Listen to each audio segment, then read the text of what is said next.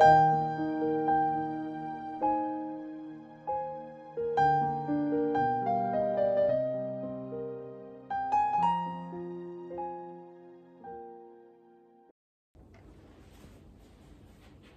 pagi teman-teman, sungguh bersyukur kita dikasih satu kesempatan lagi buat kita sama-sama datang beribadah secara online. Kita bisa sama-sama menyembah dan memuliakan nama Tuhan. Sebelum mulai ibadah, saya mengajak teman-teman untuk kita sama-sama tundukkan kepala kita. Kita mau siapkan hati kita mau bawa setiap pergumulan kita hanya ke dalam tangan Tuhan. Saat teduh.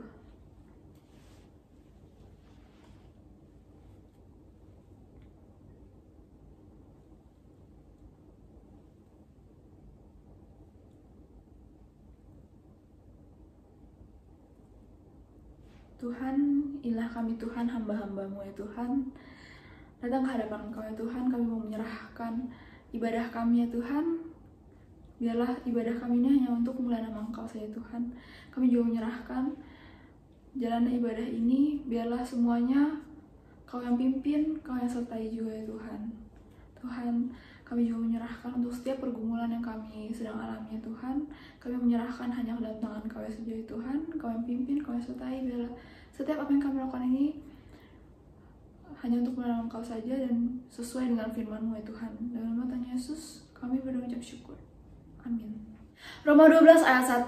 Karena itu saudara-saudara, demi kemurahan Allah, aku menasihatkan kamu, supaya kamu mempersembahkan tubuhmu sebagai persembahan yang hidup, yang kudus dan yang berkenan kepada Allah.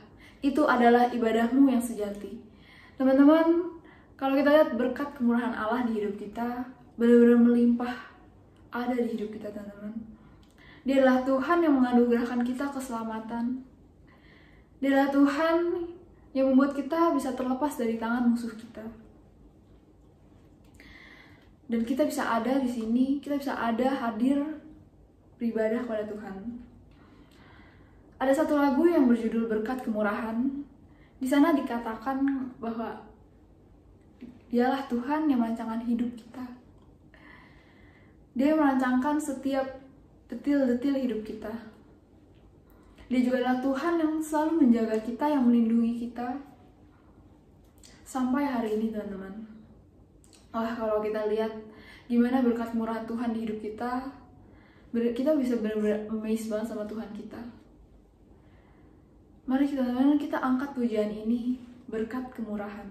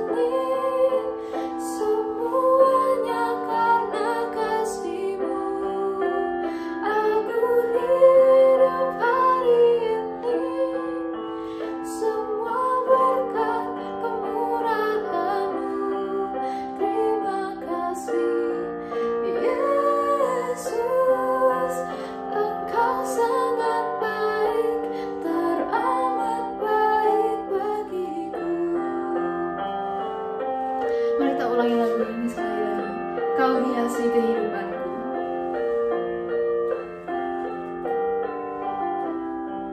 Kau hiasi kehidupanku dengan kemurahan-Mu.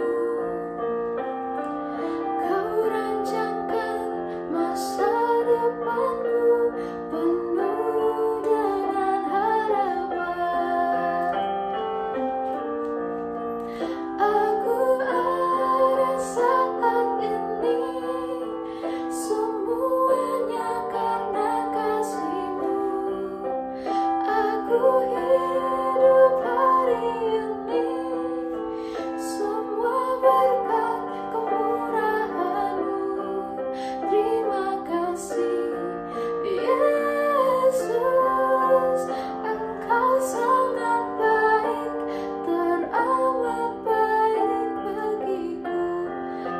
pada saat ini.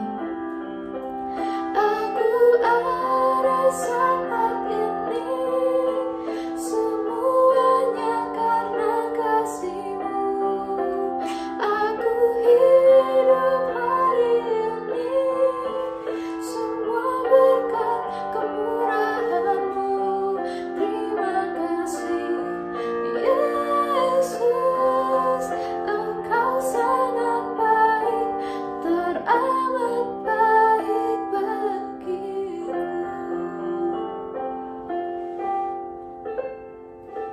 Saya mengajak untuk kita kembali menundukkan kepala kita.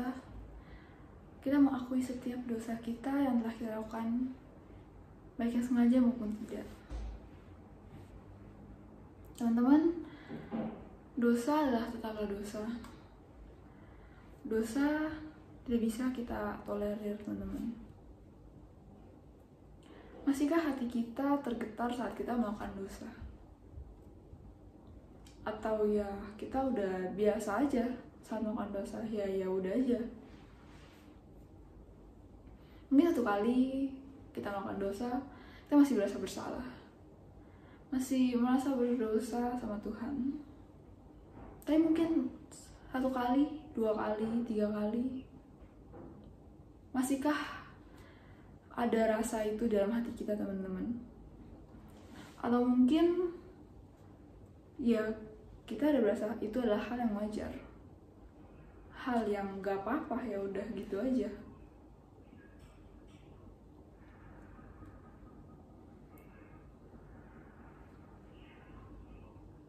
Teman-teman, tangan Tuhan selalu terbuka untuk kita mengakui dosa kita. Dan teman-teman, kita akui setiap dosa kita.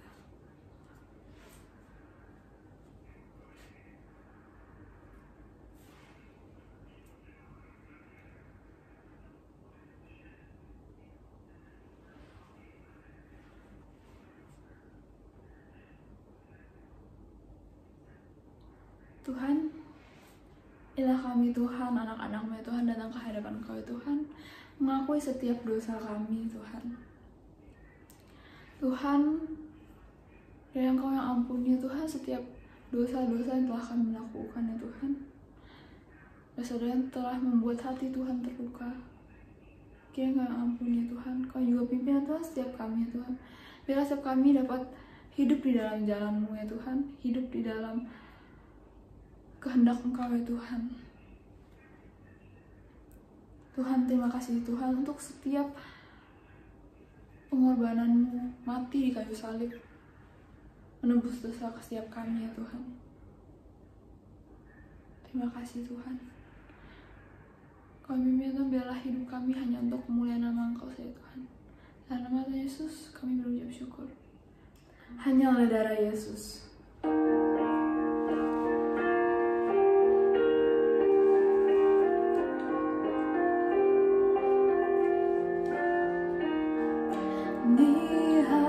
Dihapuskan dosaku hanya oleh darah Yesus. Aku pulih dan sembuh hanya oleh darah Yesus. Oh, darah Tuhanku, sumber pembasuhku, sucilah hidupku hanya oleh darah Yesus. Pengampunan dosaku hanya oleh darah Yesus. Penyucian hidupku hanya oleh darah Yesus. Oh, darah Tuhanku, sumber pembasuhku, sucilah hidupku hanya oleh darah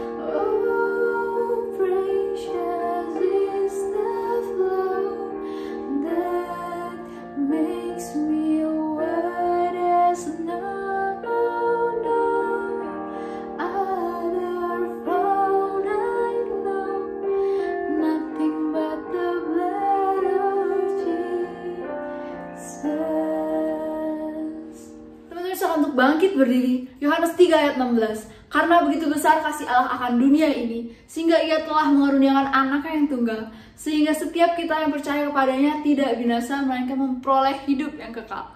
Teman-teman, Tuhan kita adalah Tuhan yang mati dan bangkit untuk kita semua. Dialah Tuhan yang mengalahkan maut. Dialah Allah kemenangan kita.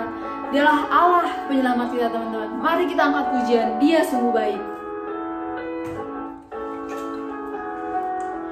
Dia mati bagiku, Dia bangkit bagiku, Dia Tuhan Allah penyelamatku. Kuasa maut dikalahkan, hidupku dipulihkan, Dia Tuhan Allah kemenanganku. Dia sungguh baik, Dia sangat baik, Yesus, Dia baik bagiku. Dia sungguh baik, Dia sangat baik, Yesus, Dia baik bagiku. Dia ada dalamku, bergerak di hidupku, Dia Tuhan Allah kekuatanku. Dia penuhi hatiku dengan kuasa kasih-Nya, Dia Tuhan Allah kemenanganku.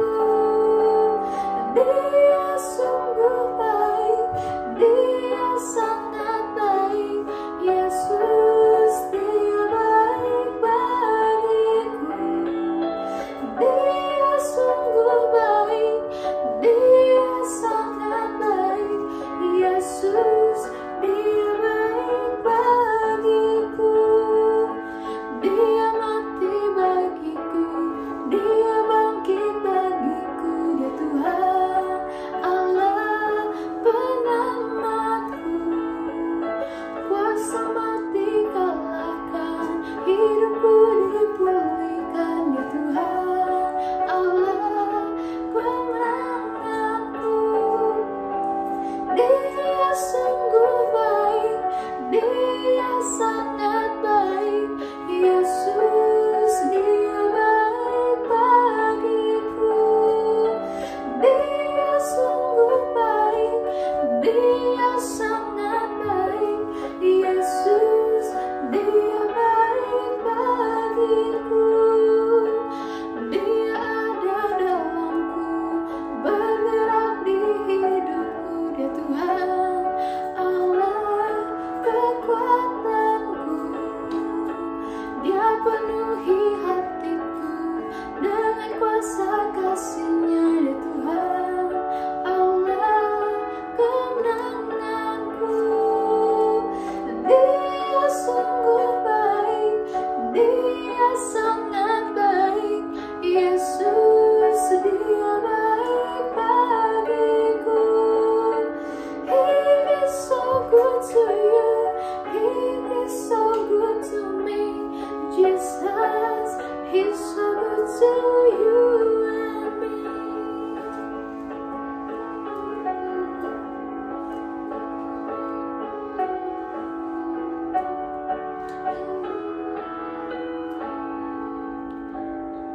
Saat untuk duduk kembali. Sebelum mendengar firman Tuhan, saya mengajak untuk kita siapkan hati kita.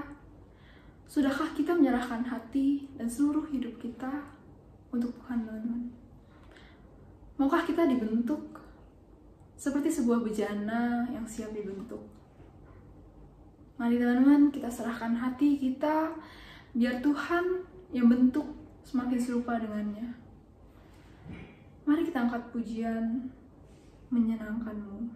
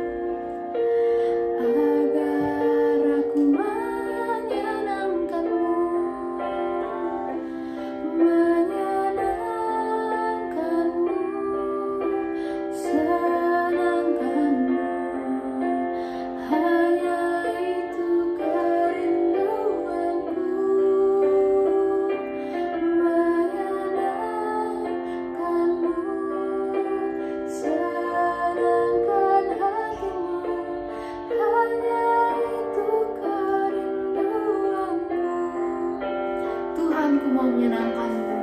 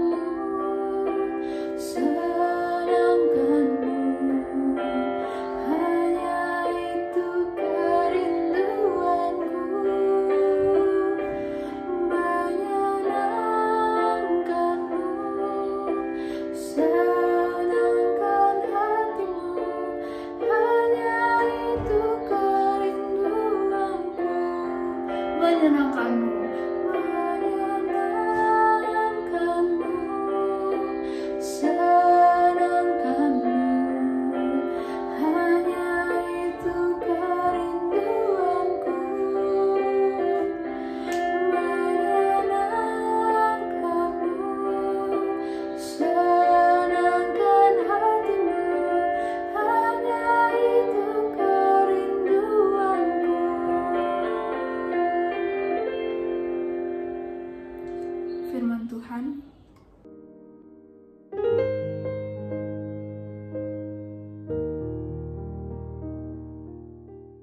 Shalom teman-teman Glory Generation, saya sangat bersyukur karena hari ini bisa kembali berjumpa dengan teman-teman remaja hari ini. Walaupun masih secara virtual, tapi saya percaya kita semua begitu antusias untuk mendengar kebenaran firman Tuhan. Mari sama-sama sebelum kita mendengar firman Tuhan, saya ingin mengajak kita bersama-sama menyiapkan hati kita, memohon pertolongan Roh Kudus, biar kiranya Roh Kudus menolong kita untuk memahami kebenaran firman Tuhan hari ini. Mari bersama-sama kita berdoa. Ya Tuhan, kami datang kepadamu. Kami sungguh bersyukur kalau ada waktu bagi kami untuk kembali mendengarkan firman-Mu, karena firman-Mu begitu berharga, firman-Mu begitu mulia. Ajar kami ya Roh Kudus, terangilah pikiran kami, agar kami dapat memahami setiap firman yang kami baca dan kami renungkan saat ini. Dan kiranya Roh Kudus juga memberkati hamba-Mu yang penuh dengan keterbatasan, yang penuh dengan cacat celah ini. Biar sungguh Roh Kudus boleh memakai hamba-Mu menyampaikan kebenaran firman. Sehingga akhirnya hidup kami diubahkan dan nama Tuhan dipermuliakan di atas segalanya. Terima kasih Tuhan, kami siap mendengar kebenaran firman-Mu. Kami buka hati kami, bekerjalah ya Roh Kudus, hanya di dalam nama Tuhan Yesus. Yang rindu dengar firman bersama-sama dengan iman katakan, amin. Kita bersyukur hari ini kita masuk di minggu Advent yang keempat. Artinya dalam beberapa hari lagi kita akan segera merayakan Natal. Saya mau tanya, siapa yang antusias merayakan Natal? Boleh lambaikan tangannya walaupun di rumah. Ya, wow. Saya percaya kita begitu antusias merayakan Natal karena tahun ini pandemi sudah lebih membaik di bangsa kita. Walaupun kita terus berdoa bagi dunia agar semua benar-benar bisa membaik. Tetapi kita bersyukur Natal kali ini adalah sebuah Natal yang begitu spesial bagi kita. Hari ini saya diberikan sebuah tema, yaitu Christmas and Worship. Kita akan bicara mengenai kaitan antara Natal dan ibadah, Natal dan penyembahan kita. Ya, kita akan bersama-sama merenungkan bagian firman Tuhan yang diambil dari Lukas pasal yang pertama. Injil Lukas pasal yang pertama, kita akan baca dari ayat yang ke-67 hingga ayat yang ke-80. Saya akan bacakan bagi kita semua. Injil Lukas pasal yang pertama, ayat yang ke-68, ayat yang ke-67 hingga ayat yang ke-80. Lembaga Alkitab Indonesia memberikan judul Nyanyian Pujian Zakaria. Dan Zakaria, ayahnya, penuh dengan Roh Kudus, lalu bernubuat, katanya, "Terpujilah Tuhan, Allah Israel, sebab ia melawat umatnya dan membawa kelepasan baginya. Ia menumbuhkan sebuah tanduk keselamatan bagi kita di dalam keturunan Daud, hambanya itu. Seperti yang telah difirmankannya sejak purbakala oleh mulut nabi-nabinya yang kudus. Untuk melepaskan kita dari tangan musuh-musuh kita dan dari tangan semua orang yang membenci kita. Untuk menunjukkan rahmat-Nya kepada nenek moyang kita dan mengingat akan perjanjiannya yang kudus. Yaitu sumpah yang diucapkannya kepada Abraham, bapa leluhur kita, bahwa ia mengaruniai kita, supaya kita terlepas dari tangan musuh, dapat beribadah kepadanya tanpa takut dalam kekudusan dan kebenaran di hadapannya seumur hidup kita. Dan engkau, hai anakku, akan disebut Nabi Allah yang Maha Tinggi, karena engkau akan berjalan mendahului Tuhan untuk mempersiapkan jalan baginya, untuk memberikan kepada umatnya pengertian akan keselamatan yang berdasarkan pengampunan dosa-dosa mereka. Oleh rahmat dan belas kasihan dari Allah kita, dengan mana Ia akan melawat kita surya pagi dari tempat yang tinggi untuk menyinari mereka yang diam dalam kegelapan dan dalam naungan maut, untuk mengarahkan kaki kita kepada jalan damai sejahtera.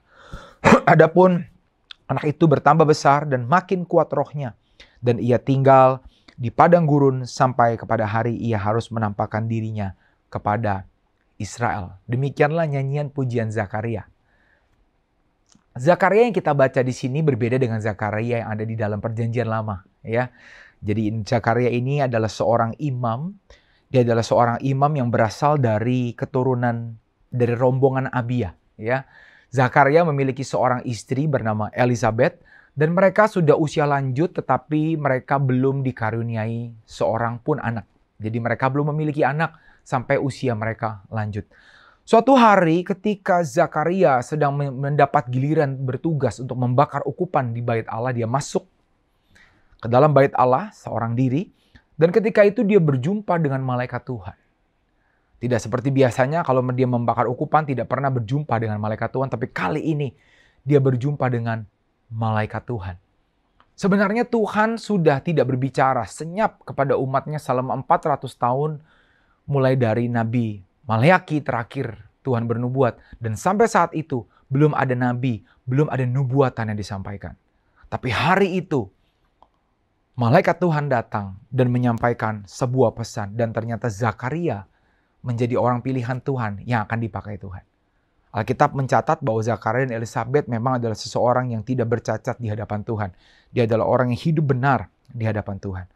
Dan ketika itu malaikat Tuhan menyampaikan bahwa di usia lanjut mereka akan dikaruniai seorang anak.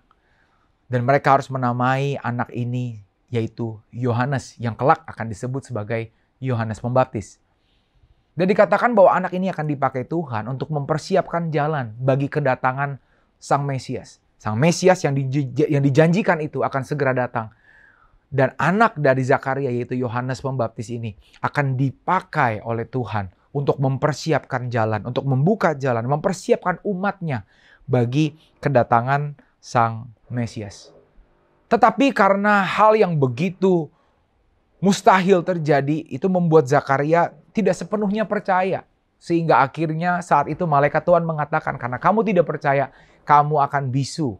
Mulutnya tidak bisa berbicara sampai nanti semuanya terjadi. Artinya sampai nanti anaknya dilahirkan. Ya. Dan kisah yang kita baca, nyanyian pujian Zakaria ini adalah sebuah nyanyian yang Zakaria sampaikan ketika akhirnya Yohanes Pembaptis dilahirkan dan saat itu mulutnya terbuka. Dan ketika mulutnya terbuka, dia menyampaikan puji-pujian kepada Tuhan. Dia menyampaikan nyanyian kepada Tuhan. Pertama-tama dia berkata, terpujilah Tuhan Allah Israel, sebab ia melawat umatnya dan membawa kelepasan baginya.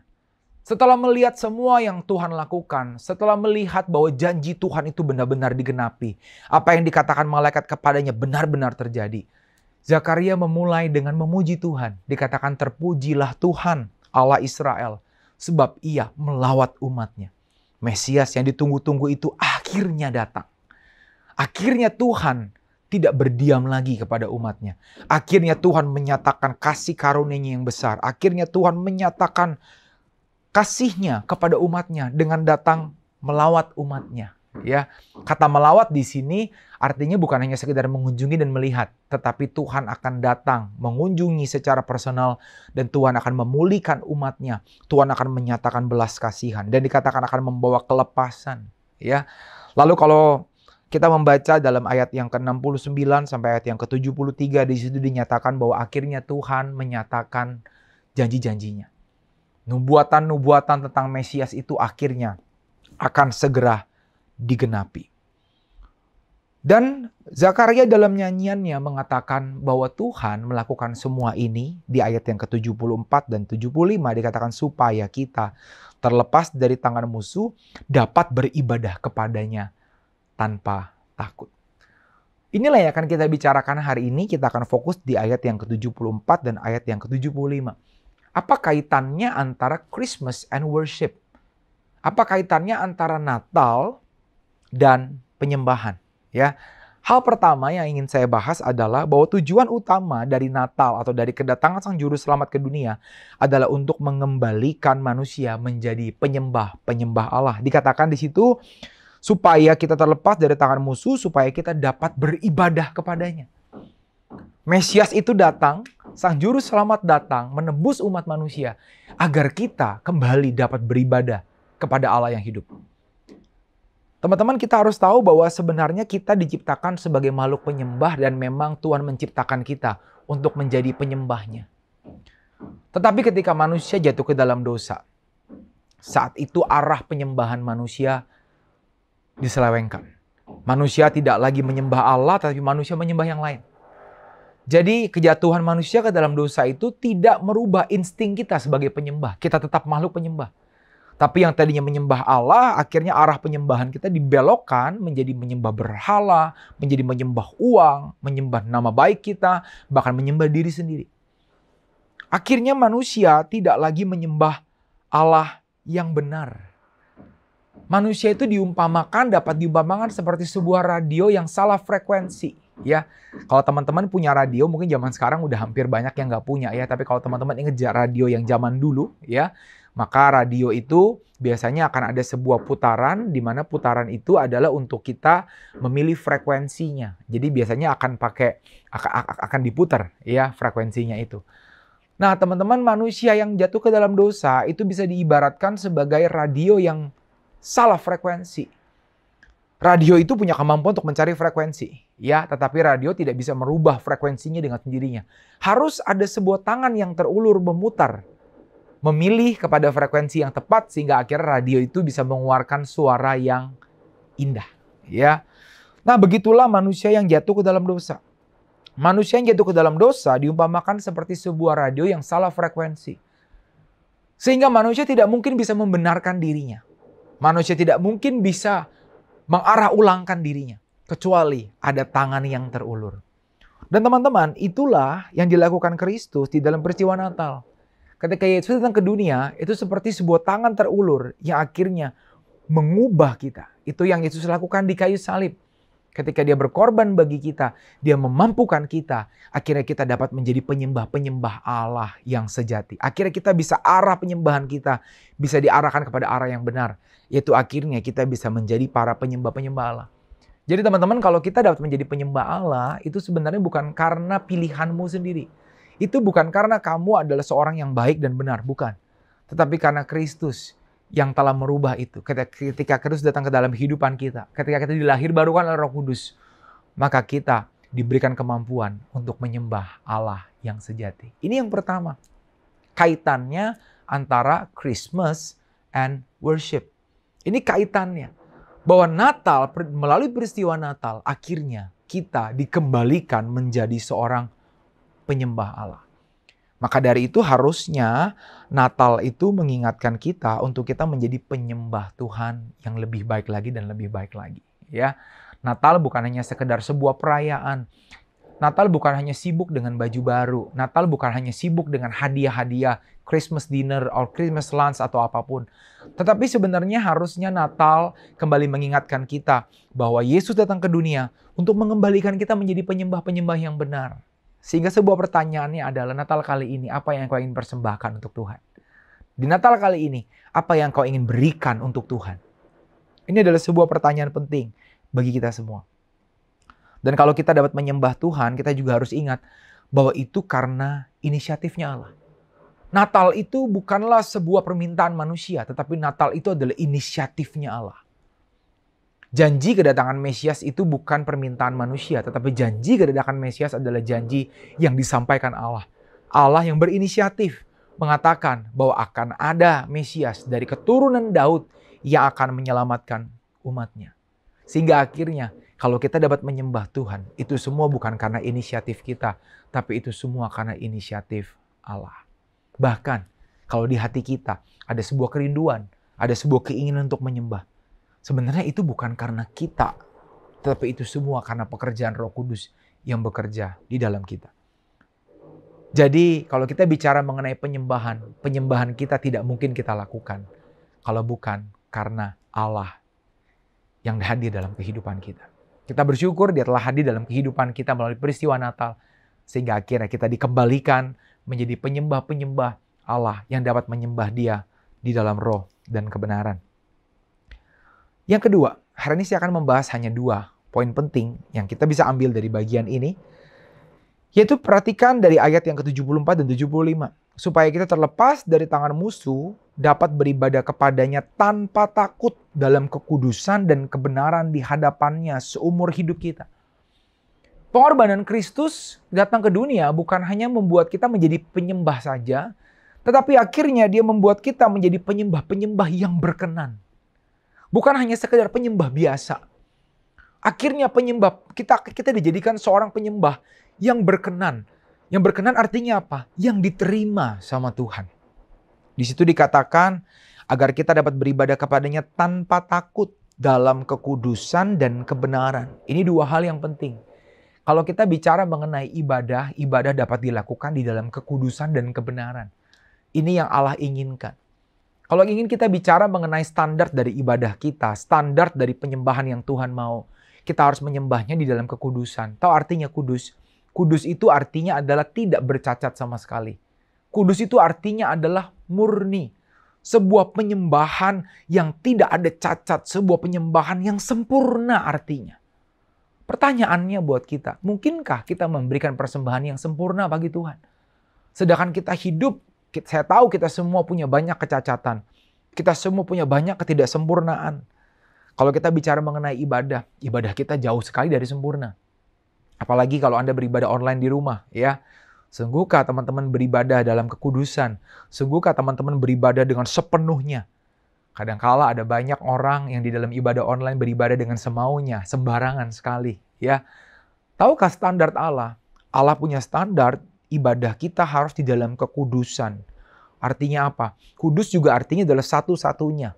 Benar-benar ibadah kita tidak bercabang. Ibadah kita memang diarahkan satu-satunya, eksklusif hanya untuk Tuhan saja. Saya rasa ini adalah sebuah standar yang wajar tetapi sangat tinggi bagi kita. Tuhan kita mengatakan jangan ada Allah lain, ya, sehingga Dia ingin ibadah yang kudus. Dia ingin ibadah yang memang dikhususkan hanya untuk Dia. Tapi masalahnya tidak mudah bagi kita. Banyak dari kita ketika kita beribadah, hati kita entah kemana. Ya, hati kita tidak tertuju kepada Tuhan. Kadang-kadang kita mikirin yang lain. Ya, kadang-kadang kita mikirin kapan selesainya ibadah ini. Karena saya ingin buru-buru pergi. Karena saya ingin buru-buru hangout dengan teman-teman mumpung hari Minggu. Ya, bayangkan kalau Tuhan menuntut sebuah ibadah yang kudus ini. Sebenarnya tidak mungkin bagi kita. Ibadah di dalam kebenaran. Beribadah dengan cara yang benar. Menyembah Allah yang benar. Kita sebagai manusia sulit untuk memenuhi standar ini. Sehingga untuk itulah Sang Mesias datang. Untuk itulah Yesus datang ke dunia. Untuk akhirnya Dia memampukan kita memberikan sebuah persembahan yang kudus. Tujuan utama Kristus datang ke dunia, Dia bukan hanya menebus kita, tapi Dia menjadi pengantara kita. Sehingga akhirnya ibadah kita yang jauh dari sempurna menjadi sebuah ibadah yang diterima oleh Allah. Ibrani 9:14 mengatakan betapa lebihnya darah Kristus yang oleh roh yang kekal telah mempersembahkan dirinya sendiri kepada Allah sebagai persembahan yang tak bercacat akan menyucikan hati nurani kita dari perbuatan-perbuatan yang sia-sia supaya kita dapat beribadah kepada Allah yang hidup. Dikatakan bahwa dengan darah Kristus akhirnya kita dapat beribadah kepada Allah yang hidup. Dan Ibrani 9 ayat 24 mengatakan, sebab Kristus bukan masuk ke dalam tempat kudus buatan tangan manusia yang hanya merupakan gambaran saja dari yang sebenarnya, tetapi ke dalam surga sendiri untuk menghadap hadirat Allah guna kepentingan kita. Tahukah sekarang Kristus ada di surga, di hadapan Bapa, apa yang Kristus lakukan? Itu dia menjadi pengantara kita. Dia menghadap hadirat Allah guna kepentingan kita. Dia menghadap hadirat Allah sehingga akhirnya dia menjadi pengantara kita. Sehingga akhirnya di dalam ibadah, dalam penyembahan, Tuhan melihat apa yang Kristus telah lakukan. Sehingga penyembahan kita yang tidak sempurna itu disempurnakan oleh Kristus. Sungguh kita bersyukur. Tapi ini bukan artinya menjadi sebuah alasan bagi kita untuk ibadah setengah-setengah. Mungkin Anda bisa berpikir, nggak apa-apa kalau gitu saya ibadah setengah-setengah. Karena Kristus dia menjadi pengantara saya. Karena penyembahan saya yang tidak sempurna jadi sempurna. Karena Kristus yang menghadap hadirat Allah guna kepentingan kita. Harusnya bukanlah demikian. Kalau seseorang yang bersyukur atas karya Kristus yang telah menebus dan mengantarai kita. Harusnya sekarang kita ibadah dengan penuh hormat dan dengan penuh syukur. Harusnya sekarang kita beribadah dengan penuh antusias. Dengan rasa takut dan gentar. Ya, dengan rasa hormat di hadapan Tuhan. Teman-teman remaja, pertanyaannya, sudahkah teman-teman beribadah dengan hormat? Ingat bahwa Dia adalah Allah yang telah datang ke dunia. Christmas and worship. Christmas ini, kedatangan Kristus inilah yang membuat kita dapat menyembah Tuhan. Teman-teman tahu, untuk kita dapat menjadi para penyembah, Kristus membayar harga yang sangat amat mahal. Dia perlu datang ke dunia. Teman-teman tahu jarak dari surga ke dunia adalah sebuah jarak yang sangat jauh yang ditempuh oleh Kristus. Dan Kristus bukan hanya menderita ketika di kayu salib, tapi ketika dia mengosongkan dirinya dan mengambil rupa sebagai manusia, Allah menjadi manusia. Itu sudah sangat menderita. Allah yang tidak terbatas menjadi terbatas. Bayangkan teman-teman kalau kamu tukar posisi sama pembantu rumah tanggamu, bagaimana rasanya? Tetapi itu belum seberapa. Ketika Allah menjadi manusia, pencipta menjadi sama dengan ciptaan. Itu adalah sebuah pengorbanan yang besar. Dan harusnya kalau kita melihat pengorbanan Kristus yang begitu luar biasa bagi kita. Harusnya itu adalah waktunya kita meresponi Dia dengan memberikan penyembahan yang terbaik. Teman-teman, harusnya semakin kita merenungkan kisah Natal, semakin kita merenungkan makna Natal, harusnya itu akan berdampak kepada penyembahan kita yang semakin excellent. Kita akan menyembah Tuhan dengan segenap hati. Walaupun teman-teman mungkin masih beribadah secara online di rumah. Ingat, baik di rumah maupun di gereja, engkau menyembah Tuhan yang sama. Tuhan yang sama hadir di tengah-tengah kita. Dan Dia tetap layak mendapat yang terbaik dari kita. Saya rindu teman-teman, melalui kisah nyanyian Zakaria ini, kita kembali diingatkan bahwa kita bisa menjadi penyembah karena Dia. Dan kita bisa menjadi penyembah yang berkenan di hadapan Tuhan karena Dia. Sehingga responi Dia hari ini dengan memberikan penyembahan yang terbaik kepadanya. Dia layak mendapat yang terbaik karena Tuhan kita telah melakukan perkara yang ajaib dalam kehidupan kita. Selamat merayakan Natal. Mari kita berdoa bersama-sama. Tuhan, kami mengucap syukur dan berterima kasih kalau kami dapat menjadi para penyembah, itu semua karena karya-Mu. Kalau kami dapat menjadi para penyembah yang berkenan, itu semua karena karya pengantaraanmu bagi kami. Kami bersyukur untuk firman kebenaran yang sudah kami dengar. Dan biarlah kebenaran ini menantang kami untuk kami menjadi penyembah yang lebih baik dan lebih baik untuk kemuliaan nama Tuhan. Tolong kami ya Tuhan, ingatkan kami. Kalau mungkin sering kali kami beribadah dengan sembarangan. Kiranya Roh Kudus menegur kami, kiranya Roh Kudus mengingatkan kami. Agar kami sungguh mempersembahkan seluruh hidup kami hanya untuk kemuliaan nama-Mu Tuhan. Terima kasih Bapa, terima kasih hamba-Mu bersyukur. Firman sudah diberitakan, biarlah kiranya hidup kami diubahkan. Dan akhirnya nama Tuhan dipermuliakan di atas segalanya. Terima kasih Tuhan. Kami berdoa untuk kami akan segera merayakan Natal dalam beberapa hari. Kiranya Tuhan memberkati kami. Khususnya di masa pandemi ini. Berkati gereja-gereja-Mu yang merayakan Natal. Agar kami tetap merayakan Natal dalam keadaan aman. Tidak terjadi penularan. Dan kami sungguh bisa merenungkan karya salib Kristus. Karya pengorbanan Kristus yang begitu luar biasa. Bagi kami melalui peristiwa Natal. Terima kasih Tuhan, kami bersyukur. Hamba-Mu sudah berhenti berbicara. Tapi biarlah firman diberitakan berakar dengan dalam bertumbuh dan berbuah. Sehingga hidup kami memuliakan Tuhan. Terima kasih Bapa. Hanya di dalam nama Tuhan Yesus, yang rindu untuk menjadi penyembah-penyembah yang benar, bersama-sama dengan iman kita mau katakan, amin. Tuhan Yesus memberkati kita semua. Terima kasih GITS Avandi atas pemberitaan firman Tuhan, dan kiranya Tuhan yang pimpin kesehatan, pelayanan, dan keluarga GITS Avandi. Mari kita memberikan persembahan kita. Persembahan dapat ditransfer ke nomor rekening yang tertera atau scan ke QR Code yang ada. Untuk teman-teman yang mungkin nggak punya rekening juga bisa dititipkan ke orang tua.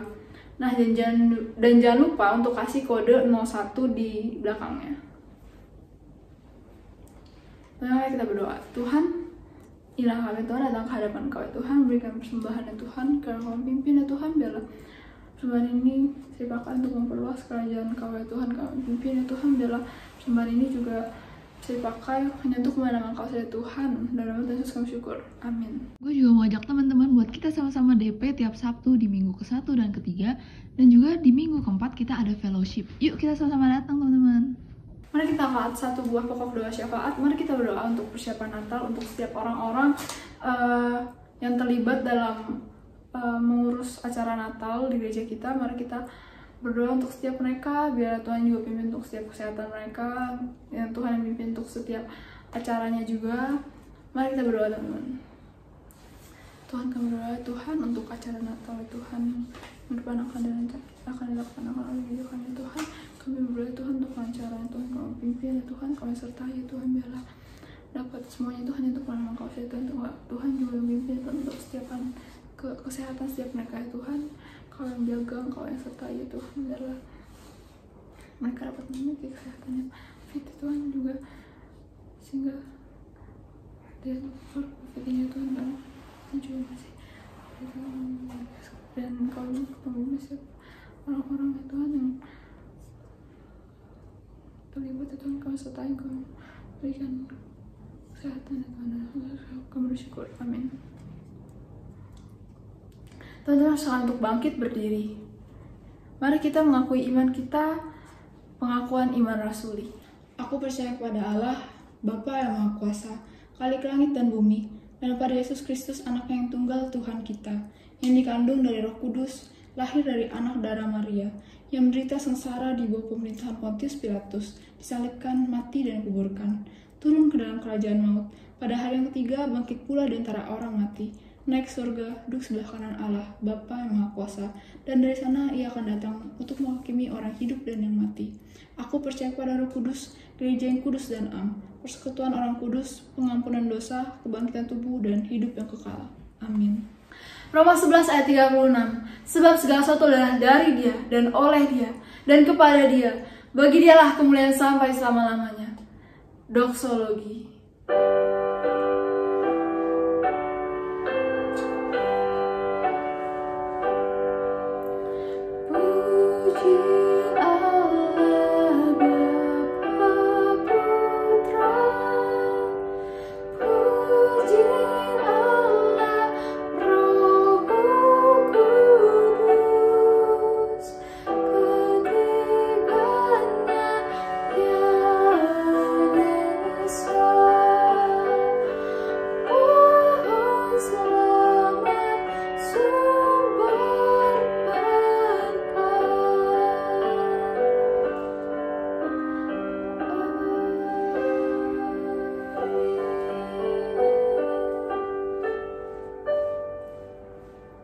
Doa berkat.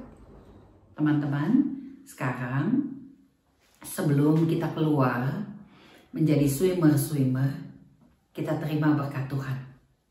Sehingga kita bisa menjadi saksi Kristus di mana saja kita berada. Lalu kita boleh menjadi orang-orang yang penuh keberanian untuk menjadi penjala-penjala manusia. Sehingga berkat Tuhan boleh diterima oleh orang lain juga. Kiranya kasih daripada Allah Bapa, kasih daripada Allah Anak yaitu Yesus Kristus, kasih daripada Allah Roh Kudus memampukan kita, memberanikan kita, menggerakkan kita untuk boleh menjadi swimmer bagi Tuhan. Dari sekarang, mulai dari saat ini sampai selama-lamanya. Amin. Bapak, terima kasih.